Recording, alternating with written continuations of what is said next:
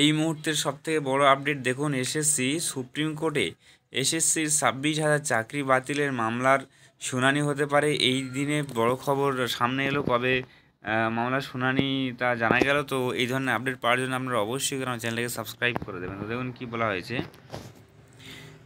বারে বারে পিছিয়ে যাচ্ছে এসএসসির চাকরি বাতিল মামলা। সুপ্রিম কোর্টে এসএসসির 26,000 চাকরি বাতিলের মামলার শুনানি হতে পারে মঙ্গলবার।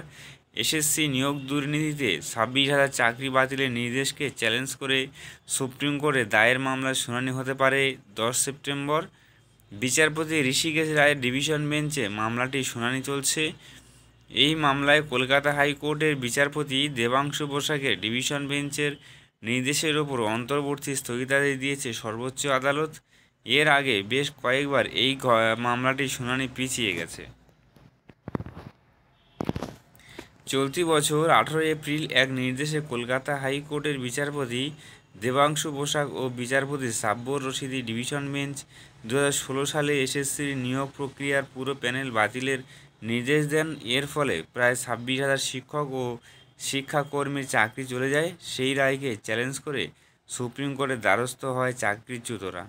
আদালতের দ্বারস্থ হয় এসএসসি এবং রাজ্য সরকার। 7 মে সেই মামলার শুনানিতে সুপ্রিম কোর্ট হাইকোর্ট রায়ে অন্তর্বর্তী স্থগিতাদেশ জারি করে। ফলে আপাতত বেঁচে যায় 26,000 চাকরি। গত 16 জুলাই মামলাটির শুনানি হওয়ার কথা ছিল, কিন্তু সেদিন শুনানি বাতিল হয়ে যায়। তারপরেও মামলাটি বেশ কয়েকবার পিছিয়ে যায়। 3 সপ্তাহ পরে ফের মামলাটির শুনানি হবে।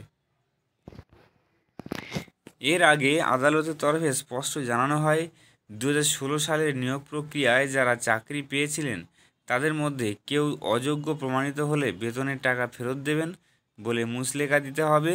এছাড়া মামলায় সব পক্ষকে তাদের বক্তব্য জানিয়ে হলফনামা দিতে বললে আদালত। যোগ্য চাকরি প্রার্থীরা দাবি, 2016 সালের নিয়োগ প্রক্রিয়ায় কারা যোগ্য আর কারা অযোগ্য সেই তালিকা প্রকাশ করুক এসএসসি।